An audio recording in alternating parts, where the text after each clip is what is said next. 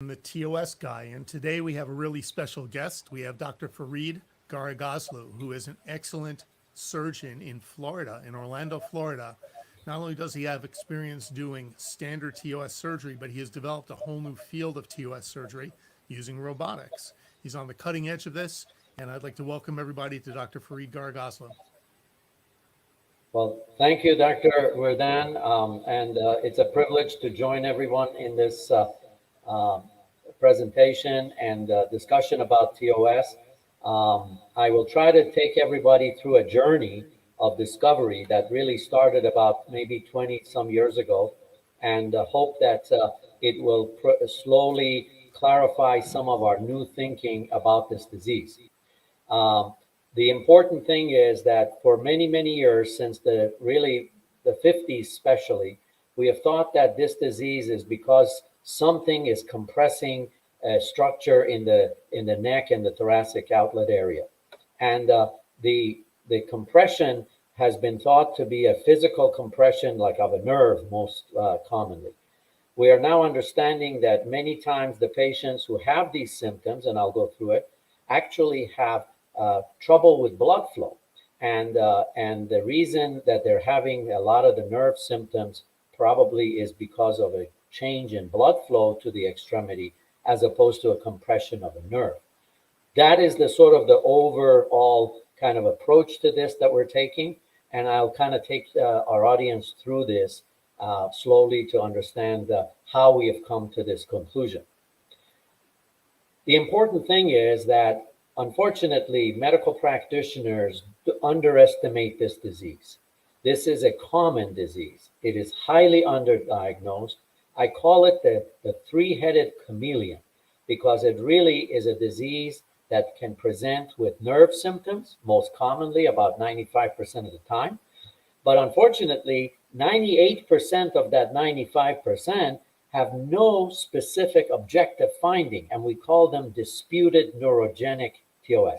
We're going to talk about that. I think we're also going to talk about how we need to change some of our terminology, because neurogenic means that it is caused by nerves, and probably nerve symptoms is a more accurate way of talking about symptoms in those patients. There are a very few patients who have trouble with the artery in the thoracic outlet area, and then another group of 3 to 5% of the patients will have trouble with compression of the vein. That actually is the easiest one to understand and diagnose. As you'll see, we started with that in our journey. The key is this is a disease of young people and young females. And this is really important because unfortunately in our culture, when someone comes and talks about pain, and they're talking about pain in a way that physicians cannot understand from physical diagnosis standpoint, then we start talking about histrionic personality, we start labeling people, we start giving them pain medicines, on and on and on, and really we do a disservice just because we are not understanding what's really going on. So this is a fascinating disease, and let's go on this journey together. Everyone pretty much knows that this chameleon presents with pain, numbness, tingling, weakness, fatigue. People can have headaches, and they can be swelling of the extremity, many different ways of presentation. And for centuries now, people have tried to understand what in the world is going on when these patients have so many different and complex symptoms. Unfortunately, sometimes in medicine, when we try to sort of outsmart ourselves, we really do end up outsmarting ourselves in a very negative way. And this goes back to 1956 when a physical therapist at Mayo Clinic wrote a paper trying to make sense out of patients who were presenting with different types of symptoms that had to do with the thoracic outlet. This paper started a whole slew of really misunderstanding about this disease. So it's been 6 decades since that paper was published. That's the paper that said there is neurogenic, venous, arterial TOS. And that paper, which really wasn't meant to do that, I don't think Dr. Pete or Mr. Pete or any of his colleagues ever wanted to do that. It caused confusion among practitioners to this very day, difficulty in making the diagnosis, and really very poor results with surgery, to the extent that most surgeons do everything possible not to operate on patients who may have TOS. Most importantly, if the purpose of unifying a group of patients with neurovascular symptoms of the extremity was to understand it better and improve therapeutics, well, our experience of the last 6 decades shows that that effort has fallen flat on its face. So we have really done a disservice to this disease by we keep going back to 6 decades ago to the lack of understanding that started all with the Peat paper. Unfortunately, for the last 6 decades, we have talked about compression of something in the thoracic outlet. It's like this is sort of this nebulous point that there's something being compressed between the first rib and other structures, whether it is a pectoralis muscle or a costocoracoid ligament or scalenus muscle, on and on and on. And to be frank, if that was the right understanding, our results would be so much better. And the results are horrible because that is not the true nature. That is, our concepts are flawed. And I think most surgeons or people who in this field would say that really we feel very uncomfortable. We don't want to do things based on this sort of a half understanding of a disease, because then you end up with half good results. So back about 2 decades ago, as one of the surgeons dealing with this disease and very frustrated with the results and understanding, et cetera, this is just really, there's a great deal of intellectual dissatisfaction when you're dealing with this disease. We began with a clean sheet approach, getting rid of all of the previous understanding and trying to understand it, because we had a lot of patients. And if that's really the laboratory of the highest order, to have patients who can show you this disease and you don't come in with preconceived notions of it. We began with the Paget-Schroeder or venous TOS. That is the easy one, because that is the vein that's compressed. The patient's symptoms are obvious. Their arm is blue, it's swollen. And we really have a pretty good understanding of this disease because the vein is clotted in the upper extremity. We put patients on blood thinners, and then we take out their first rib, and the results have been reasonable. Not perfect, but reasonable. This was worked out and mostly at UCLA and some other great institutions. But so we started with these because that was the low-hanging fruit. But what we found is when we remove the first rib on these patients and you compare the first rib to the first rib of a normal patient, you find that there is something different in the head of the rib. The sternum would be here. This is where the subclavian vein would crosses the first rib. This is a normal first rib. This is a first rib segment from a patient with Paget-Schroeder. There's a tubercle. So we found that there is something abnormal with the first rib of these patients. This is not something pressing the vein. This is the first rib that is congenitally abnormal. We wrote this paper back in 2012 after extensive experience. And so we turned the disease that was a syndrome, which means you don't know the cause of it, to Paget-Schroeder disease, which means that you know what's causing the problem. That tubercle of the bone, abnormally developed bone, compresses the vein. Now, this is a similar paper looking at a larger experience of these patients. But the bottom line is that we find that there was a congenitally malformed aspect of the first rib as it connected with the sternum. And that pony tubercle caused compression of the vein. The vein was draped over it because normally there's a trough in the first rib and the vein sits in it, so it's not compressed. But when the patient elevates their arm over the shoulder, that compression basically closes off the vein. And that's important. This is a venogram, injection of the dye, you can see right here.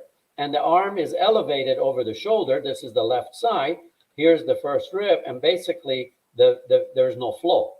This is happening because of an abnormal bone. Here's a patient who obviously has collaterals on the right side. You can see that with the arms down, there is clot here. This is a Paget-Schroeder patient.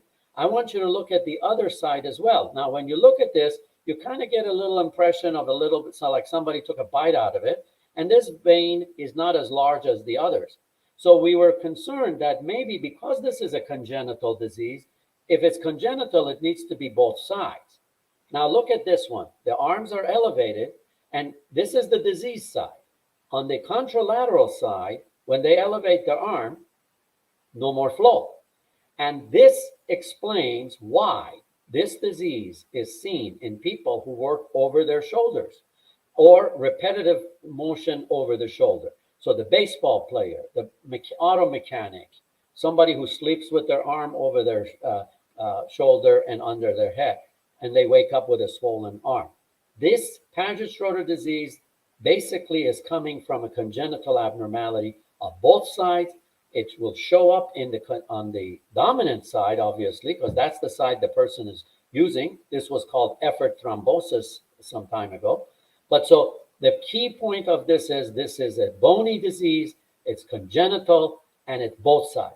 And this explains why patients who get one side operated on will, in a certain percentage, will come back with the other side. So there is now movement to doing a preventive operation to make sure that the vein doesn't clot. Once the vein clots, you're dealing with a very different problem than just compressing it. The venogram is a more complicated procedure. So about 10 years ago, we started working on easier ways of diagnosing with less invasiveness. This is an MR, magnetic resonance angiogram, and I got to give a plug to Dr. Verdun and all his experience. So he has really put this on the map. But this is some study we did when I was at the University of Arizona, and you can see this is very early MR. But here's a patient. This is the left side. You can see the compression of the vein from the outside by the bony tubercle very easily as they're elevating, and the vein closes, and you can see how that'll clot easily. This is a resected specimen, and the interesting thing about this is that this part of the bone that we are interested in our experience, when we had done this surgery by going under the armpit or over the neck in the supraclavicular area, we would cut the bone right here. This portion needs to be disarticulated. That means this is a joint formed between this bone and the sternum, and you have to disconnect the joint, which is rarely done. And so most surgeons would cut it right here. And then it dawned on us that actually, if you cut the bone here, you're actually leaving the disease behind. You may decrease the compression somewhat, but not totally. And we'll get to that in a minute, but here is a three-dimensional reconstruction on CT scans of the abnormal area. This is a first rib. This should not be there. That is the bony tubercle. And this shows you that this is there's a variety of different processes, but when there's disease as the costosternal joint, this is the bone of the first rib, this is the sternum. This, you can imagine how this will compress the subclavian vein as it drapes over it. And really taking that out is impossible going from under the armpit or over the clavicle.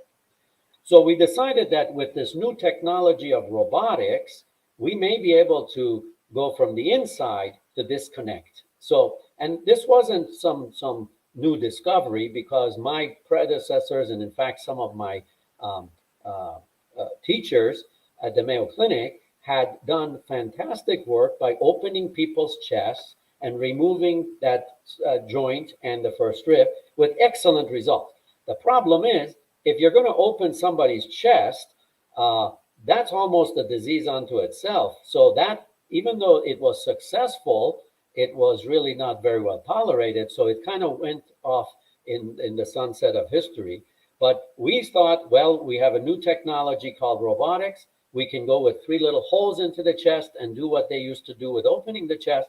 And so by doing that, this is a paper from around 2012 where we first described it. And this is another one in 2012. And this really has now become the operation of choice if you know how to do robotics, because, and I'll show you the results we have gotten with this better understanding combined with the robotic approach is the best ever published in the history of this, the Paget-Schroeder disease. This is a paper from 2019 with the largest series in the world. And this is a presentation from the Society of Thoracic Surgery 2018, just for example. This is 83 patients. And you can see this is done with the robot. In about 2 hours, you do the surgery. They do stay in the hospital longer because the holes in the chest hurt more than making a skin incision on the neck. No complications, and most importantly, no neurovascular injury. There is a significant complication rate with injury to the nerves in the patients that are done by either going under the armpit or over the clavicle. So this is a huge change. But more importantly, if you look at these patients, about 70% had a vein that was open. They have to stay on 3 months of blood thinners, and that's it. Then they're good. In about a quarter of the patients, they needed that vein stretched. And again, after 3 months of blood thinners, and 7% a stent was placed because the vein was very fibrotic. That's really not important. The important thing is once the bone is removed, you can open that vein. At 24-month follow-up, all of the patients had an open vein and a normal extremity. That is the best results with TOS, with this type of TOS, the venous TOS, ever reported. And people have a normal life. Here it is. This is preoperatively. This is on a venogram. You can see the vein is occluded. Here's a venogram postoperatively, totally open. So they get their arm back. And this is on an MR study. You can see the same thing. Before the removal of the bone to the afterwards. Now, once we understood that the venous TOS is caused by this bony abnormality of the first rib, then we got a little bit braver to look at the main event, which is the patients with what has been called neurogenic TOS. Now, patients with nerve symptoms can have it for various things. And unfortunately, if you study the history of this disease, you find that the low-hanging fruit with neurogenic patients are the cervical rib patients, because that's easy. You get an x-ray and you can see the cervical rib. Only 2% of the patients have a cervical rib. But if you talk to practitioners or the physicians, they go right to that as if that's the most common thing. And so the point is that's easy to diagnose. The problem is in the 98% of these that are called disputed neurogenic TOS, which means the reason it's disputed is there is no objective evidence. They get nerve conduction studies, they get exams, et cetera, et cetera. All these things like Adson's tests, Wright's tests, these are equivocal. They are not diagnosed. So over the years, surgery has been used as a diagnostic modality for these patients with disputed TOS. So if nothing else can be done, you do surgery. If they get better, they had TOS. If they didn't get better, tough. That is not the way surgery should be done. Good surgery goes after specific diagnosis. So the question was, what is going on with these people who have disputed TOS? This is a significant index case. So as we were sort of struggling with this about 10, 12 years ago, a patient came to see me who had surgery at a very prominent institution by a very famous TOS surgeon who had done a beautiful first rib resection. You can see on this chest x-ray, the rib is not there. Here's the other side. This is the first rib. So you look at this and you say, wow, the first rib was removed. The patient's like, I got like 10% relief. I'm not any better. And the surgeon, like others would swear to God, they took out the rib. Here's the specimen, everything. But I want you to understand that if the symptoms don't get better, whether you take the rib out or not, that's not the point. The point is something is wrong. This is when we first had the robot. So in this patient on an IRB protocol, we decided to look in the chest to see maybe we saw better. This is a very difficult area to see with x-rays and CTs and MRs and stuff. So the interesting thing is that when a venogram was obtained in that patient who had the rib removed, the vein was compressed. Now, this is a neurogenic patient. This is a patient with nerve symptoms, and the vein is compressed. Now, this is an odd thing because everybody is thinking the reason they have nerve problems is because the nerve is being compressed. But I have news for you. The brachial plexus is nowhere close to the first rib. So for all these years, no one has said the king has no clothes on when we're talking about, oh, we are going to do something to the brachial plexus by removing the first rib. You don't do anything to the brachial plexus. So the issue is we kind of close our eyes and sort of go with it. Unfortunately, that's human nature. And so it's time to say the king has no clothes on. So here it is. This guy has nerve symptoms, but his vein is compressed. You can see it on the MR. You can see it on the venogram. And this is the way it looks with the robot from the inside. And the arrow area is what we're going to concentrate on. So frankly, if you look at this, it doesn't look abnormal at all. But if you dissect it, separate the tissues, this is, by the way, the robot instrument. This is an 8mm instrument. So it shows you this is a very small space. You all of a sudden see that this is where the surgeon had cut the bone. The surgeon cut it, took out that piece of the bone, and this piece, which is the joint with the sternum, what we call the costosternal joint, is in place. So we remove this with the robot. This is what it looks like. This is a tiny piece of bone, but the venogram tells the story. It was compressing the portion of the vein here.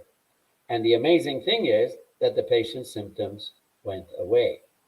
This index case made us start thinking that maybe patients who present with nerve symptoms of the upper extremity don't have to have their nerves compressed. And maybe that's why the nerve conduction studies are normal in the majority of patients. This combined with a fascinating discussion I had with a young lady who had nerve symptoms. And I was asking her to tell me about her symptoms. And at one point she said, I don't know how to describe my symptoms. It feels like my arm is falling asleep, like my leg falls asleep. And that's when the light goes off in your head, if you're really listening, because then you say, what makes your leg fall asleep when you cross your leg? And how could that be related to the upper extremity? And if you think about that, when you cross your leg, everybody knows what it feels like. It's when you're compressing the vein that's draining the bottom part of your leg between your right on top of your knee. So when the vein is compressed, it turns out that the pressure of the vein in the nerve sheath goes up, and that decreases the blood flow to the nerve, and that's why your leg falls asleep. And the longer you hold your leg crossed, the less blood flow and the worse the symptoms. So everybody knows if you keep it like that, you're going to get to a point where you go from tingling to when your leg just feels like it's somebody else's. And then you uncross it and things get better. And so the question was, is this what's going on in a certain group of patients with thoracic outlet syndrome who have nerve symptoms? And maybe in those patients, what's happening is something is compressing this vein because the subclavian vein is very similar to the vein in the leg. These two structures, they have one artery that flows and one vein that drains. So if the vein is compressed, the venous pressure goes up in the nerve sheath, and maybe that's why these patients have difficulty explaining their symptoms, because their symptoms are variable, and it depends really on what they're doing and so forth. So that was the hypothesis for going forward. The important, I'm going to leave that for a second, we're going to come to that, but let me get to the why the robot has helped us understand this disease a little bit, because it's not about the technology of doing the surgery, but it's like a new vista to this disease. Imagine if you could look inside the chest with a 1 centimeter camera that has 20 times magnification and 3-dimensional high resolution. All of a sudden, it's like somebody opened your eyes. And the issue is, we found that in our previous operations, we had not disarticulated the joint. Some surgeons do, they get better results, but most surgeons don't. And the key is the disarticulation. That's one. The second point is that it is hard to disarticulate by going under the armpit or over the neck. However, giants in this field, Dr. Hal Urchel, Dr. Claggett, these guys understood that if you don't disarticulate, the patient doesn't get better. And when I trained with these guys, I can tell you that that kind of stuck with me for all my career, because they had the best results and nobody believed their results because everybody else is having poor results. But of course, they were being very invasive with their surgery. Goes back many, many years. So the issue is that the disarticulation is key. You probably don't need to remove the whole rib because the disease is on the medial side, not the back where all the nerves are. So by taking out part of the rib instead of all the rib, you decrease the nerve complications because the nerves are in the back of the rib. And this gave us a new vista to this disease. So the hypothesis was that this is really a problem in not every patient. And the key is we'll talk about how you get to sort of clear the waters, but in a significant number of patients who present with nerve symptoms of the upper extremity, which we would call the TOS, they would have venous hypertension. Now, and a lot of papers have been written actually about the blood-nerve barrier in the nerve root and how if you basically have venous congestion, you decrease the flow of the blood from the artery and the vein becomes, because of the low blood flow, becomes ischemic and it's unhappy, and it's very much like crossing your leg. So venous ischemia and congestion of the upper extremity, and not something like compressing, like the tendon or et cetera, et cetera. So here's a rib from a patient with neurogenic TOS. Again, very similar in its the way it looks to the patient with Paget-Schroeder. So the next point that our discovery was that not everybody, but a lot of the patients with neurogenic and Paget-Schroeder are really the same pathology presenting itself in a variable symptom set. So if the patient, normally the blood flow is decreased, they'll have nerve pain. In fact, we have studied these patients by taking the Paget-Schroeder patients and asking them about symptoms they may have had before their arm clotted. They all had nerve symptoms. They kind of blow them all off and didn't do anything about it. But it turns out that they have symptoms. Now, if you hold your arm up too high, the flow gets less, and then it'll clot. So this is a variable expression of the same disease. So venous TOS and a group of neurogenic patients are probably the same pathology underlying their disease. And we have written this, and really now the point is that the compression of the vein and the results in a spectrum of disease. It ranges from neurologic symptoms, from venous ischemia, and if you keep it going too long, the vein clots, and then you end up with what we call Paget-Schroeder. And we have then published the largest series of these patients with neurogenic symptoms now, removal of that portion of the first rib, not the whole rib again, by robot. And this basically, we look back at these patients that had the surgery to see the results. And they got a subjective symptom relief questionnaire that's called a quick dash, a physical exam, an MRA with maneuvers where they get a study to look at it, and immediately this was done 1 month and 6 months. And this is in a group of 79 patients. Again, this is relatively young patients. This is a young person's disease, and as I said, mostly young women. And the subclavian vein compression was seen in all of these patients. And that's, if you don't see the compression, we would not offer them the operation. So this is important that we're not saying that everybody has this, but if they have it, the surgery will be successful. That's the message. The operative time, actually, we got better over the years. Remember, the others were about 2 hours. This is about an hour and a half. We got better with their pain control. no complications in terms of surgical, neurovascular injuries, or deaths. And the key is, if you look at the quick dash, which is a disability score of the arm, shoulder, and hand questionnaire, before surgery, their score is 52. They're not happy campers. The total score is 55. So they're not in good shape. Immediately post-surgery, they go down to 5. So this is a significant difference. That's statistically significant. And then at 6 months, they get better. And this is important because this is evidence for the fact that as the blood flow gets better, their symptoms actually get better. It's just like when you first uncross your leg, you may have some symptoms, but you walk around and then it all goes away. And it's the same thing. So this actually is more evidence to the fact that there is venous compression in these patients. And if you look at the relief of symptoms, immediately after surgery, 91% have relief. This is the best results you can have with TOS, at least published today. Immediately after surgery, though, some people have paresthesias. And again, this goes along with the nerve recovering as the blood flow gets better. And the key is that this tells us that we should intervene early. Patients who are like 60 years old, who have had 20 years of symptoms, they may continue with symptoms because the nerve may not come back. But if you do this in a younger patient who has had symptoms for a shorter time, they get better. So really the key is they get very good relief after a period of time. All of them are better. This is the best results published to date, as far as I know.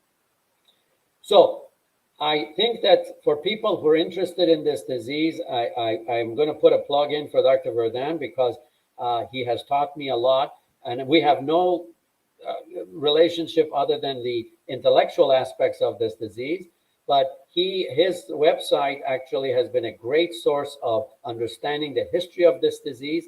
I think people need to know where we've been to know where we're going to go. So I suggest that anyone who's interested in this disease study the history, because you'll see that the history actually is one of the causes of the derailment of our understanding of this disease.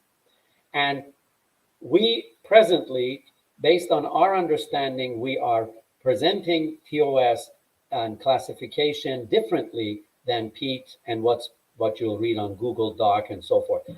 Cervical rib disease is compression of the brachial plexus and various bands in the neck, etc. Something going on in the neck that compresses the brachial plexus. It can be because of bone, it can be because of fibrous bands, etc., abnormalities. Those patients are different than TOS, and they should be called cervical rib disease.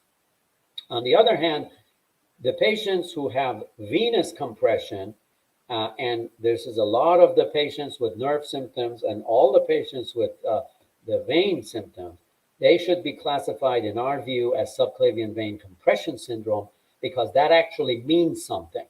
And the point of classifying disease is to understand it, and then also understand what intervention you should do. So when I tell you subclavian vein compression, if you decrease the compression by opening the vein with various things that we've talked about, that makes sense. Or cervical rib disease, and it should really be cervical rib bands, etc. disease, that's that you go in the neck and you deal with it. This, in my view, is a better classification of this disease than TOS and neurogenic, etc., etc. In going further, we think that patients with neurologic symptoms, not neurogenic, that's not the right term. The right English is neurologic symptoms.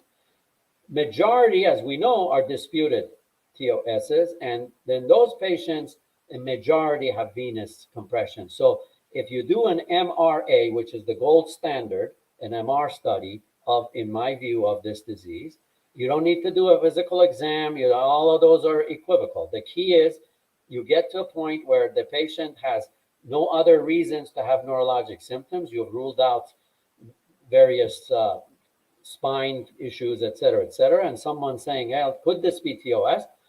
You do the study. If the vein is compressed, you can fix that. And that's what the patient needs to know, and they want to know, that you know what the problem is, and you're going to deal with the problem instead of using surgery as this sort of a journey of discovery. In the minority of them, they have various problems in their neck.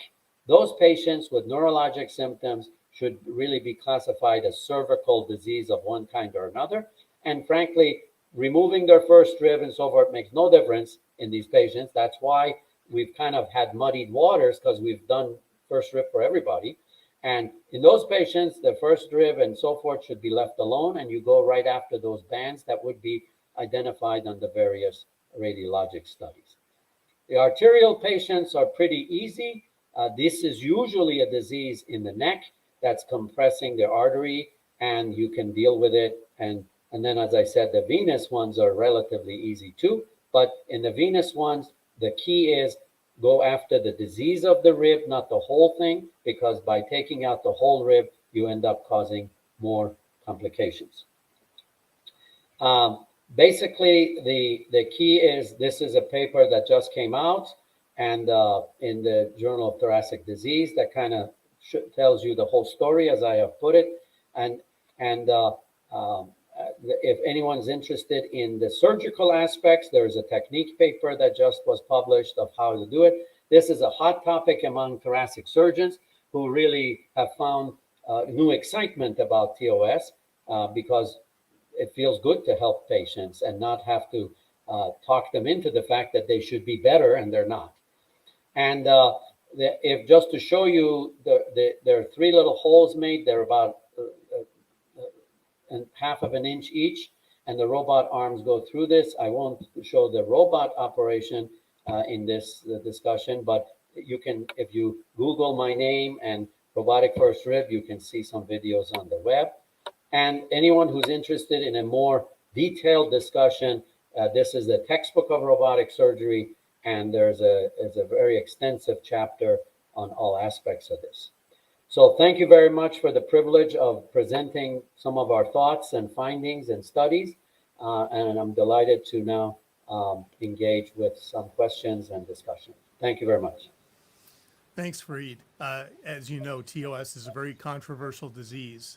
And it's great that somebody has really put some thought into it to help see what we're missing and what we're getting. I want to go back to your talk where you talked about Pete. I want to read the quote that I pulled up while you were talking because I think it's fascinating. So hang on one second. I pulled up the quote. Yeah, so Pete, who was a physical therapist, he was still in training. He said this: "The various terms for this syndrome have arisen from the numerous explanations of the underlying pathology. The etiologic aspects of this complex of neurovascular symptoms remains confusing because so many anatomic deviations in the structures of the neck and shoulder have been described." So he took this thing where he clearly said there's a ton of variability, and then he lumped it all together, which is what you said in a much more elegant way. The success rates for TOS, in different places, they've been up and down. I would point out the parallels to appendicitis. I always tell this story. When I was a kid, I read a book about Harry Houdini dying from appendicitis. And I was scared as a kid that I would swallow a watermelon seed and get appendicitis and die. You look historically, even very recently in the 1990s, surgeons doing a clinical examination on patients were about 15% false positive and 15% false negative, meaning false positive for everybody who's listening, that a surgeon would go in thinking it was appendicitis and the patient didn't have it. False negative, meaning that the surgeon felt the patient didn't have appendicitis, but in fact, the patient did. So that 15% is pretty parallel to TOS. The outcomes from all the biggest names in the field, the names who publish the most, I guess, they'll say that at 1 year or shortly after surgery, they have 85% success rate, but it drops off at 2 years to about 70% success rate. So clearly we've got a lot to learn. We don't have one answer. I'm curious about your thoughts about those numbers I just threw out. No, that's actually, I appreciate it, and I totally agree with you. It's a fascinating thing. You have to walk in the shoes of a surgeon. And I say that as one who has the same sort of emotional aspects that go with all surgeons. we do some intervention to a person. Obviously, every surgeon means well, they want the best. But then there is this human thing, this filter that gets in there where we try to talk ourselves and our patient into the fact that it should be a success. The word should never enter this discussion. It's either successful or it's not. Should be is garbage, frankly, from my standpoint, because should be is trying to tell somebody what it should be, and it's not. And it's a fascinating thing that I think that if you look at this, the patients are not well after surgery, and this concept that after a period of time the curve gets worse and Right. is nonsensical. What it is, it's the psychology. A patient who has surgery wants to feel better, and they do. It's interesting. We did a study where many years ago with a colleague, vascular surgeon, where we divided the first rib only. So we went over the clavicle and just divided the rib, nothing else, in patients who had nerve symptoms, and they got somewhat better because the compression got less. And so the issue is, if you do something to the first rib, the patient will improve to some extent, but they will never be perfect. And that's really needs to be the bar, not the improvement. The other aspect is, unfortunately, for scientists, and again, I'm not trying to diss surgeons or anything. It's just this is human. We're all human. We are A+ personalities, and we never want to say, what if everything I learned in my whole career is not true? and that's the tough part. That I think that's the part where you need to step back and say, wow, if you're doing something and it really doesn't have the same results as you would expect, time to regroup. And so we know that patients do respond at first in large number to the traditional approach, which you've done in the past. Yeah. But that there's this recurrence of symptoms. So it could be a placebo effect. There could also be a physiologic change that occurs over time. There's a lot we don't know about this disease. That's why a pioneering new approach, it opens up so many, well, it opens up good things, but opens up questions too, right? So, Well, I think I also have to underline an important thing, because I just recently had a patient. So the history, the exam, all of the things that we've relied on really are not very accurate. And we all know that, but we still keep doing it. So the key is, I believe that the MR study that is done of the neck and the shoulder and so forth, and someone like you is obviously the world's expert, and you can talk about that a lot more than me, is the thing that the surgeon needs to hang his hat on. So recently, I had a patient. For all the world, I thought, absolutely, this is TOS. This is symptoms, everything. The MR study is done, and there's nothing there for me to deal with. This is the tough thing, because at that point, historically, we have said, well, you're miserable. I can't guarantee the surgery will be successful, but I'm going to do it so that maybe it'll be successful. Yeah. That is the wrong thinking. Yep. That is wrong. And so that's when you walk away, because there are other things that can cause that constellation of symptoms. Well, you brought it up by bringing up Pete and discussing the history, Farid. You've laid out how this is really a more complex disease than just one syndrome, and there's not one treatment, right? Yeah. That's going to work for everybody, because we don't have a gold standard for diagnosis yet, do we?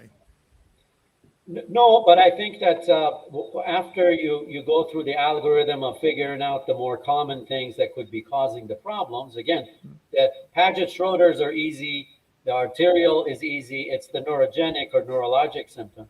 In those patients, I think the MR, at least in my estimation, allows us to, again, a surgeon has a different view than a diagnostician. For me, what's important is to know who I can help and who I can't help, because you can't have a 50-50 result with surgery. That's ridiculous, right? Right. And so from a surgeon standpoint, the surgery should be done on a specific pathologic problem. And if it's not there, no surgery. End of the story. Somebody else needs to figure out what's going on. So we have a bunch of comments on YouTube that are showing up, and people who are bringing up the standards and reporting of the, I guess, the establishment approach, something I've taken issue with before. I'll say a couple things, and then I want to spur on your opinion on this. The approach has been, if you look at standards that came out of the core TOS program, which I was a part of, everybody who's watching, I was on the steering committee. We had a huge multi-center national trial for TOS. We applied to the NIH, and in the end, it was rejected partly because we didn't use any modern techniques or imaging. But those people have gone on and created 5 categories, and if you get one of something in each of those 5 categories, they consider it TOS. But the 5 categories are things like numbness in your arm, or having an occupation where your arms are over your head. It's just completely non-specific. So the Society for Vascular Surgery, SVS, I've spoken at one of their national meetings. They have basically established reasonable criteria for arterial or venous TOS. As you said, those are easy to diagnose. But for neurogenic, they basically emphasize a cervical rib and then no other type of imaging. So a chest x-ray or cervical spine x-ray. And then everything else is based on this constellation of symptoms with this kind of addition. You have to trust me. I've seen it. I've done it. So I know it when I see it. What are your feelings on that as an approach for society? I think that, again, physicians, surgeons, etc., anyone in medicine, the reason we do what we do is to help people. So we come in with good intentions, but good intention is not enough. That is not enough. We're also scientists. So I understand what our societies are doing, but we're all part of it. We're living in the same world. But I think that it is important as scientists to say, we're doing our best, but this is not perfect, and we need to look for new things. And again, we have come to, it's an interesting thing. Let me just sort of use an analogy. When I was a medical student, and probably when we spent a lot of time with a thing in our ears, listening to patients' hearts and talking about murmurs and valve disease and stuff like that. Today, just a few decades later, nobody walks around listening to hearts because you have the technology that's going to tell you definitively what's going on. You do a scan, you do a TEE, a echo, whatever. So this is the same with TOS.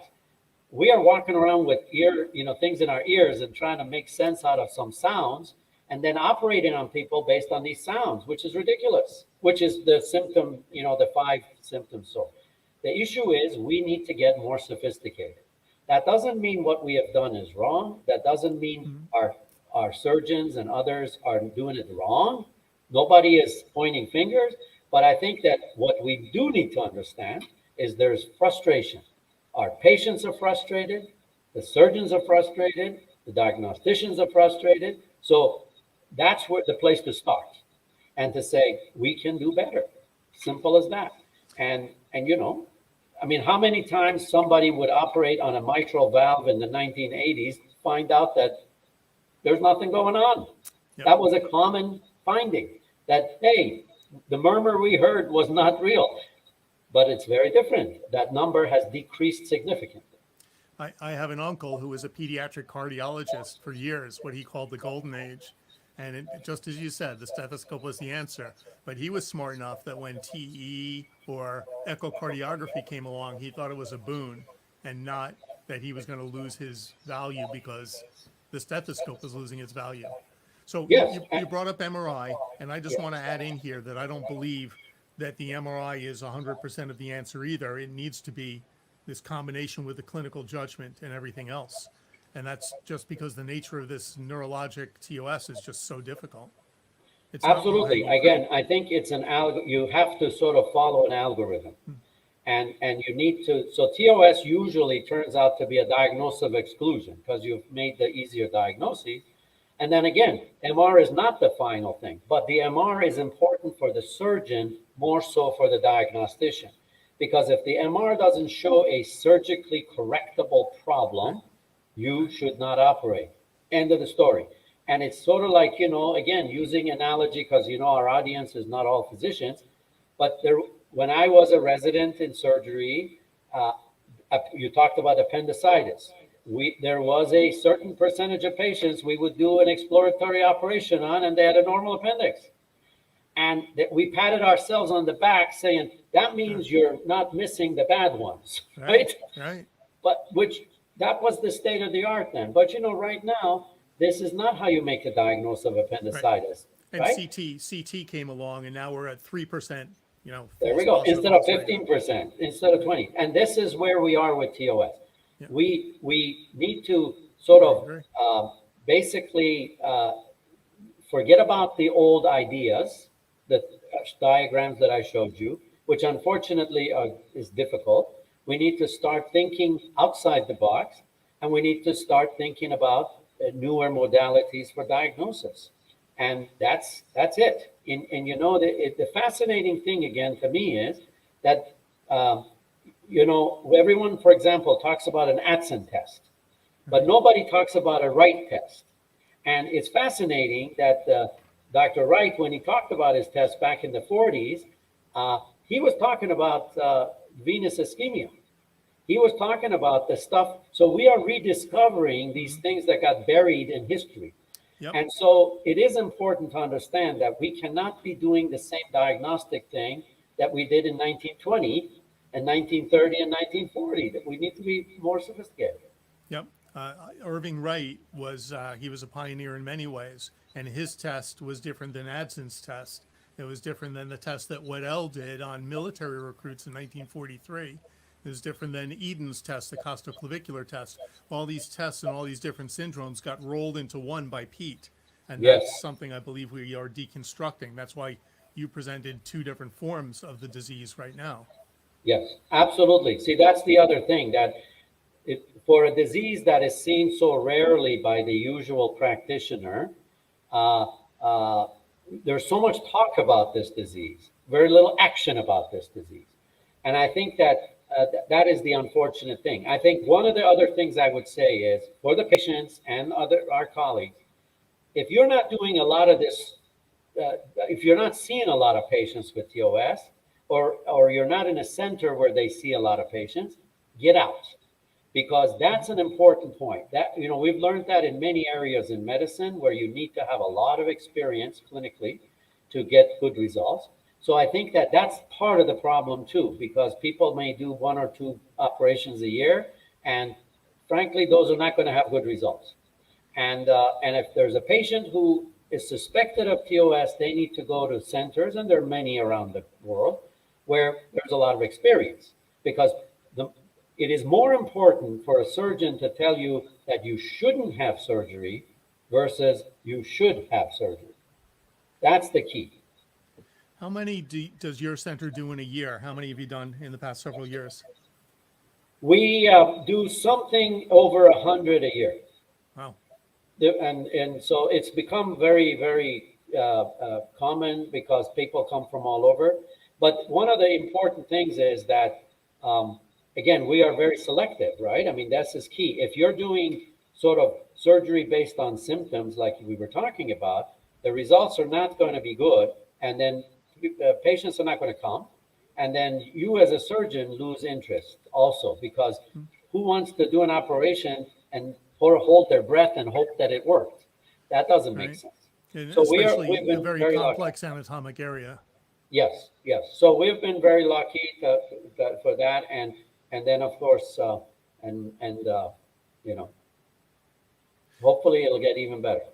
Let me ask you a couple of patient questions here. One person said, some physicians in this series have discussed abnormal scapular position as part of TOS.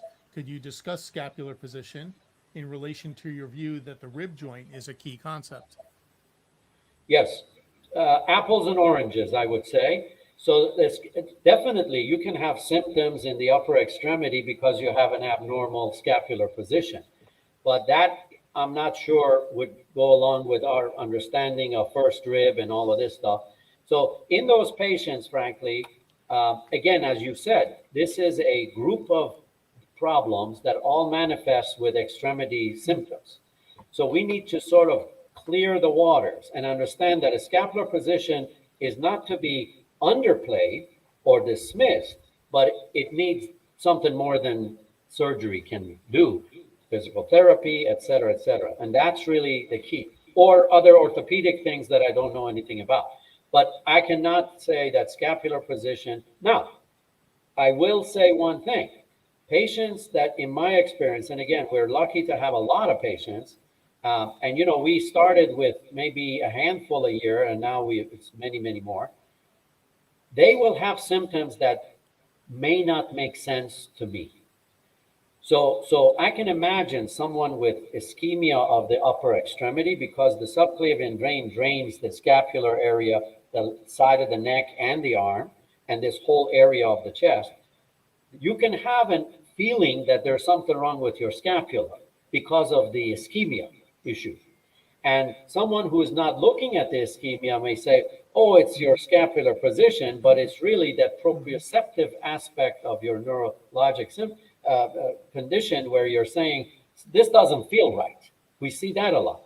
So if you are thinking that there's a problem with a scapular position, and that diagnosis is made by somebody, getting a study of the subclavian vein or getting an MR of the thoracic outlet, that type of thing, would be a very good idea, because it may not be that the scapular is not in the right position. It may be that it doesn't feel right because it's not getting the right blood flow. So we may have two populations of patients, one with the TOS due to the abnormal positioning of the whole shoulder girdle, separate ones who are ischemic or congested because of the vein compression. Yes. Yep. And you need to separate them, right? And that's key. So yeah. And Stephen, who asked the question, I want to point out, if you go back and look at our anatomy studies, please recall that the shoulder blade is attached by 17 different muscles, but in the end, it's only attached to the chest wall right here, which is Dr. G's area of concern. So abnormal position of the scapula may bring the first rib and this part of the collarbone too close together, which may result in this venous congestion. Absolutely.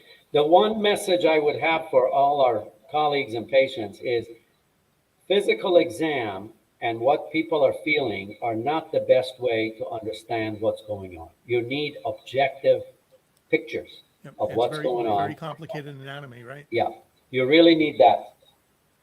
Let me find, there's another question here. Let me pull it up here. Hold on, I know I saw it here. I'm gonna go back, bear with me. Okay, James, who we know, said, I thought removal of the whole rib was necessary because it grows back. Do you want to comment on that? Sure. I don't blame you for thinking that. The issue is that the rib doesn't grow back. That's been one of the issues that has been sort of in our world of TOS for many, many years. It's a funny thing when a patient gets better and then they symptoms come back. Somebody starts talking about how the rib grew back, or this is recurrent disease, and so forth. If the rib is removed, the periosteum is removed with the rib, and if there is no periosteum, the rib will not grow back. The issue is the removing of the first rib historically for our colleagues came about, and Dr. Verdun knows about this more than me, but it came about when I believe the first one was done in Australia, where somebody was going after a cervical rib in a patient who had symptoms, and they erroneously, or whatever happened, they removed the first rib and the patient got better. And then they're like, okay, first rib plays a role in all this. And then we have taken the first rib in all the patients. Now that we're understanding that in this subset of patients, the disease, we call it the offending portion of the first rib. The disease is on the medial aspect where the rib joins with the sternum. Removing the rest of the rib does not make sense. And frankly, the back of the rib is where it articulates with the spine, is where the sympathetic chain is and many nerves. And if you look at the complications of TOS surgery, The majority of them are neurologic complications related to the disarticulation of the rib in the back. So given that, we actually have an ongoing study looking at what's the difference between taking out the whole rib and the like half of it, and or the offending portion. Seems that the symptoms get relieved either way, but removing the whole rib has complications. So that is sort of one of the historic things that we are trying to change. But everybody thinks that the first rib should be removed, and that is not true. I had a person ask me a question here, Farid, about the standards. I'll see if I can read it. I'll read it more nicely than it's written. Let me see if I can find it here. Bear with me. They said, you don't know what the standards are. They're very specific. So what I'm going to do is I'm going to share the thing that I just referred to. Bear with me for a second. Share screen. I'm going to select the window or screen I want to share. Okay. And I'm going to pull up this right here. Can you see the text here, Farid? Yes. Okay, so core TOS, which I had been involved in, this is the clinical diagnostic criteria for neurogenic TOS. And they say the patient has to have at least one of these 4 of the 5 categories. But take a look at this, pain in the neck, back, shoulder, numbness and paresthesia. I mean, those things are very, very non-specific. And then, pain, paresthesia exacerbated by elevated arm position or repetitive arm and hand use. Again, this is pretty non-specific. That there's a history of occupational or recreational injury. This is non-specific. That there's been a previous clavicle or first rib fracture. I mean, that's such a small part of any. I've done thousands of cases of MRIs now, and I've seen 2 cases of clavicle fractures. It's just very rare. Yeah. A cervical rib, but cervical rib is, you never know what it's pressing on. It's useless by x-rays. 4, physical examination, local tenderness on palpation, or paresthesias on palpation, and then finally provocative measures, at least a little bit, but these tests have been shown to be pretty so-so. And even if they diagnose TOS, they don't teach you the underlying pathology. So one person, thank you for the comment about the standards, but this is just an example of how we have diagnostic criteria for our listeners that just are not specific. And even if they did make the diagnosis, it wouldn't show you where the pathology is. Pete, the guy who came up with the term TOS, said there's a million different variants here. Okay, and this kind of criteria or establishment of a standard doesn't separate out any of those. So my little soapbox, I'm curious if you have any comments on this. Oh yeah, so let me give you my 2 cents on that. You have to be careful about words, and this is to our viewer. Those are criteria for diagnosing, clinical diagnosis of TOS. And I totally agree with everything that you just said, because those are the ways the patients will present. So that's the criteria for clinically diagnosing thoracic outlet syndrome. That is absolutely true. That is not a standard. Standard of care, standard this, that's a legal term. So it's very important to understand these words and what they mean and how you apply them. The fact that there's clinical criteria for diagnosis of TOS does not mean that, as Dr. Verdun said, and I agree, you know what's causing those symptoms. Those are just the starting point, not the end point. So this is very important to understand that I am not at all in disagreement with any of the clinical criteria. And what we're saying is we want to go further down the road to take those symptoms that we think someone has TOS because of those criteria and understand why they have those symptoms. And then the next step is how can a surgical procedure correct that problem? So I would caution people using standards and words like that, because that's not the purpose of that document that you showed. And I'm going to show you one more thing, because you're bringing up an important criterion here. So there are reporting standards from the Society for Vascular Surgery, and I'll just bring those up briefly because they're fairly extensive. But Let me bring this up here. I'm sure you've seen it before. This is from 2016. These docs at the top, Dr. Illig, Donahue, Freischlag, Gelliber. I've worked with many of these docs and been involved with them discussing these things. But their classification here and standards for neurogenic TOS, okay, people can look it up. You saw the title before. It just doesn't, you know, it's a longer paper. I don't want to show you the whole thing, but it basically includes for neurogenic TOS that imaging is that you would just do a chest x-ray. I'll see if I can find it in here.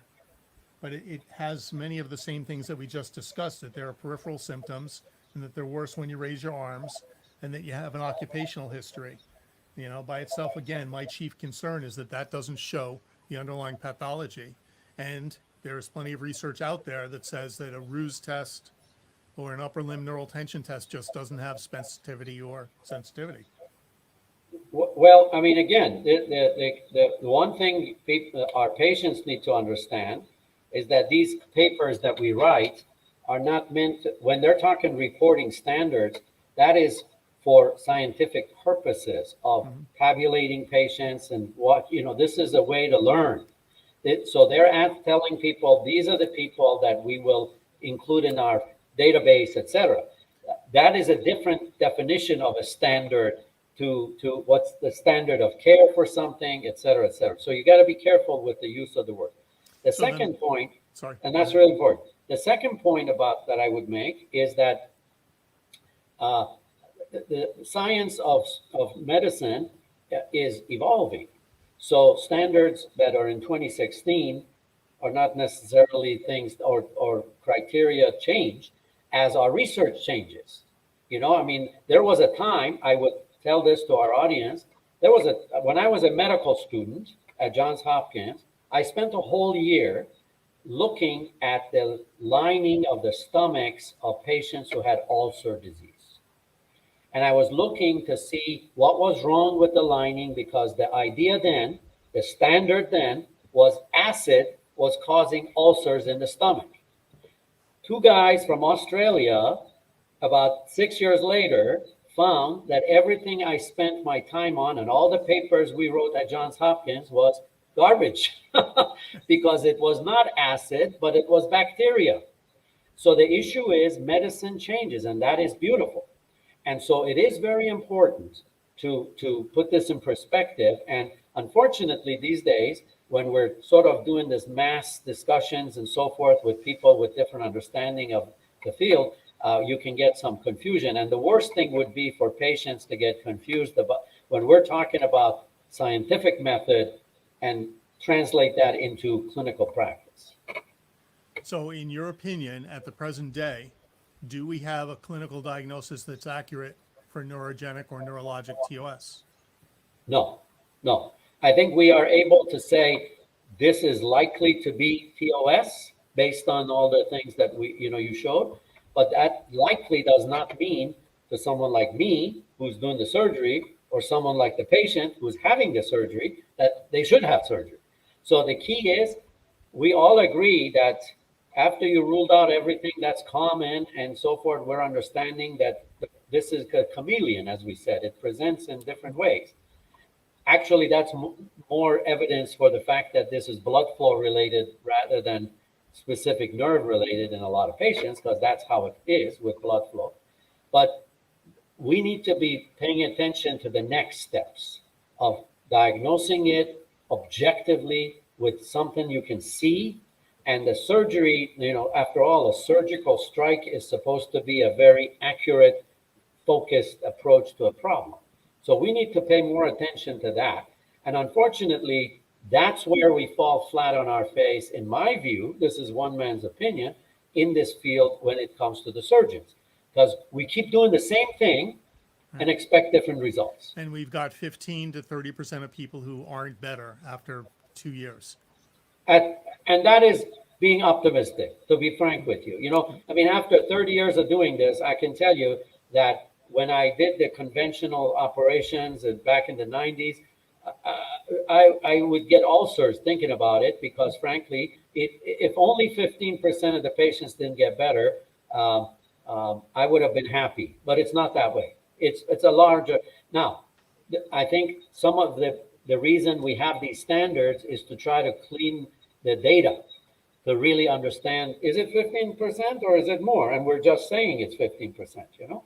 So it's very important to again, as scientists, to apply the scientific method and understand that until you have data and until you know what's going on, guesswork does not belong.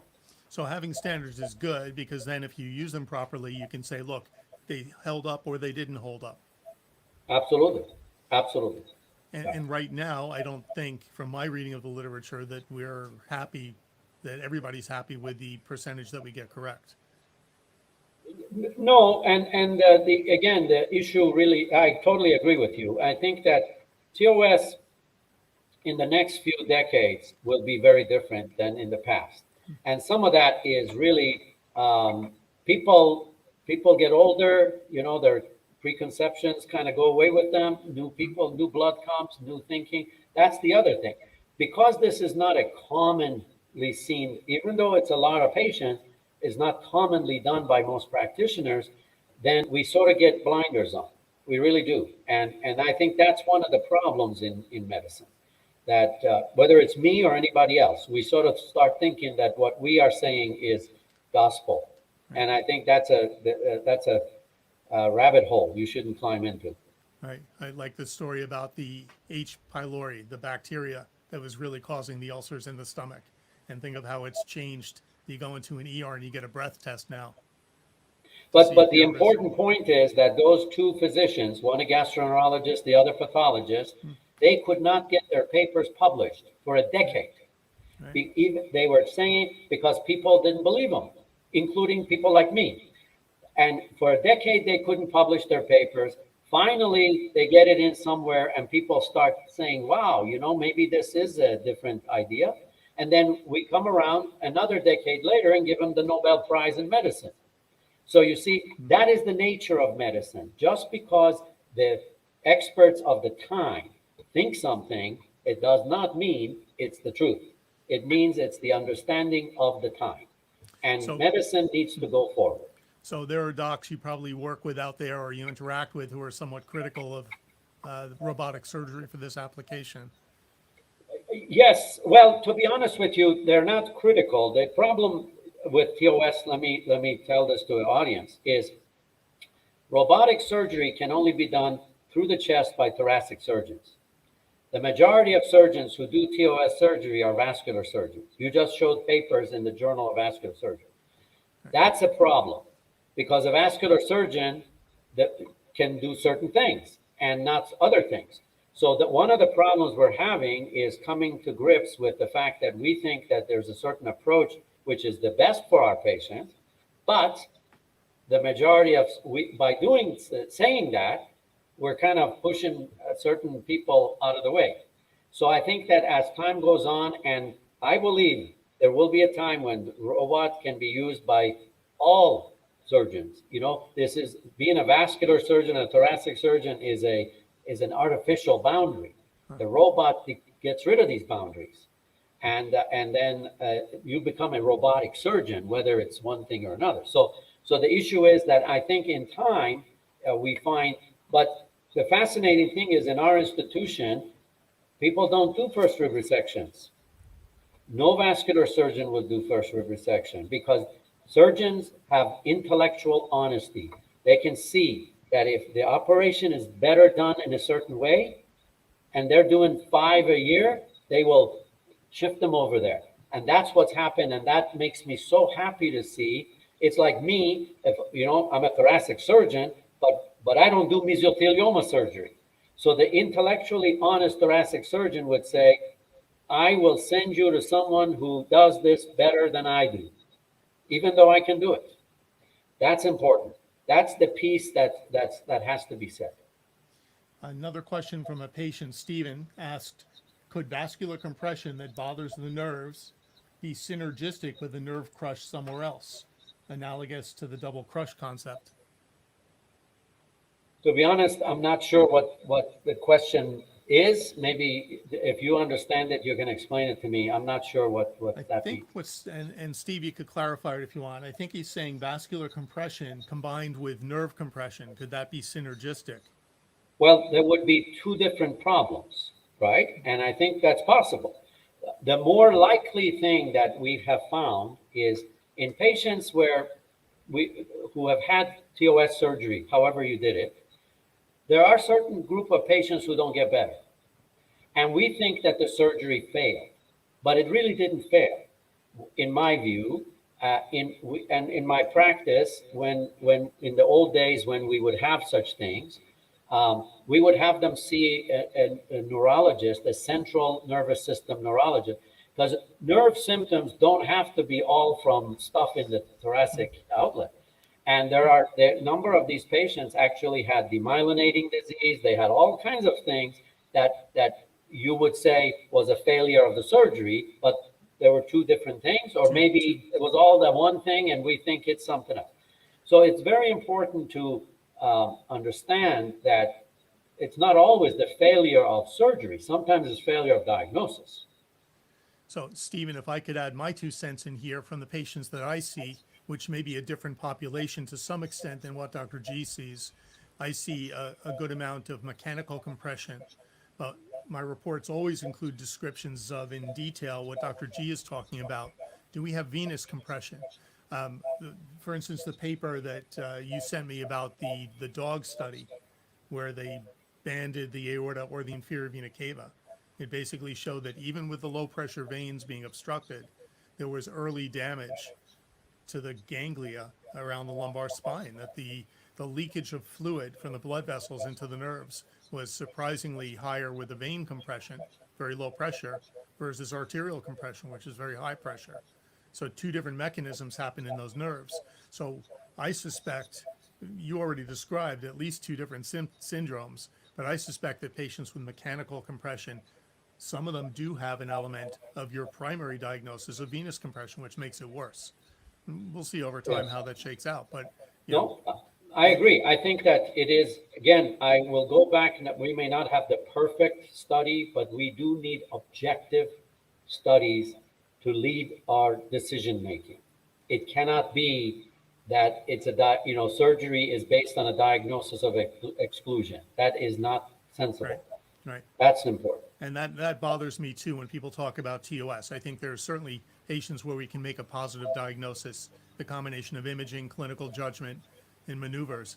I think we can clearly make positive diagnosis in at least some of these patients. So yes. I think that's of great value. Let's see if I have any other questions. I did take note on something I wanted to bring up. Bear with me 1 second. I was listening to your talk. Yeah, you talked about venous compression in the lower extremities. So you're not the first one to bring that up, interestingly. I had a doc from New York who he works with a vascular surgeon who takes care of May-Turner syndrome, which is where the veins, right, cross over in the legs, in the pelvis, and the left leg tends not to drain very easily. And this surgeon swears that patients get Thoracic Outlet Syndrome-like symptoms of the leg, just as you described. So it's nice Absolutely. to hear. Absolutely. It is interesting that when you talk about crossing your leg, people think it's because you're pressing on a popliteal nerve, and it's not. Right. And it is really compression of the popliteal vein in these patients. Well, and it could be 2 things, and just because people have one explanation doesn't mean to stop looking for another one. No, that's true. The only thing is, to be honest, the majority of times, you uncross your leg, the symptoms get better in a gradual way, right? And that's usually more a flow rather than a direct compression of a nerve. But at any rate, the issue is, I think that your colleague is onto something. In fact, I think Dr. Wright of the Wright test was onto that. He was interested in that almost 80 years ago, or whatever, 100 years ago, whatever. But so yes, I think the other thing I want to underline is our concepts are surgical concepts. This is important for the audience. So I have a very skewed view of the world of TOS. So if there are 100 patients with TOS, I will see a small percentage of them because I will only operate on patients who have what I believe we can fix. That does not mean the other people don't have TOS. They have it for other things. So it's very important to understand that as well. One remedy does not fit all, and that's key. Going back to your original history about Pete lumping everything together, that's right. I think we need to deconstruct some of this and find those differences between patients. Yes. So it's Yes. great that you've added another tool to our set of tools for this. My pleasure. No, this is very exciting, and I think that we're going to find that with this thinking, we're actually going to help patients. The thing that is really very distressing to me is when I see a young lady who has been talking about symptoms that are kind of, along those lines that we discussed, but they're not really specific enough. And our colleagues, because they don't understand it in terms of a specific nerve involvement, dismiss it. And these people are either psychologically affected by people not believing them, Sure. or they end up with, pain medications on and on and on and on, which is terrible. So I think, that's so it is pleasing to see that we can help those patients. And the beginning point is to believe them and not just dismiss their symptoms. So to all our viewers, toseducation.org is intended to share all kinds of viewpoints, new and old. And I think Dr. G has given us a tremendous amount of depth into his reasoning, into the history of TOS, into the current state of TOS and where he's going with it. And I think that's really greatly appreciated. You've spurred a lot of conversation. That kind of stimulation will make people think critically and really carefully. And I think it's a huge value for our community. So I thank you personally. It's my pleasure. Thank you for the privilege of discussing it with you. Thank you. We're very happy. Thank you so much. And hopefully we'll see you again soon. And anybody who wants to see our next talks that are upcoming, please go to toseducation.org. You can view this video as well as our other ones. And if you go to my personal website, tosmri.com, we keep the same library of videos. And thanks, Farid. Thank you so much for your time. I really appreciate it. And you always leave me thinking so much. Thank you. Have a good night. Thanks, everybody. Thank you.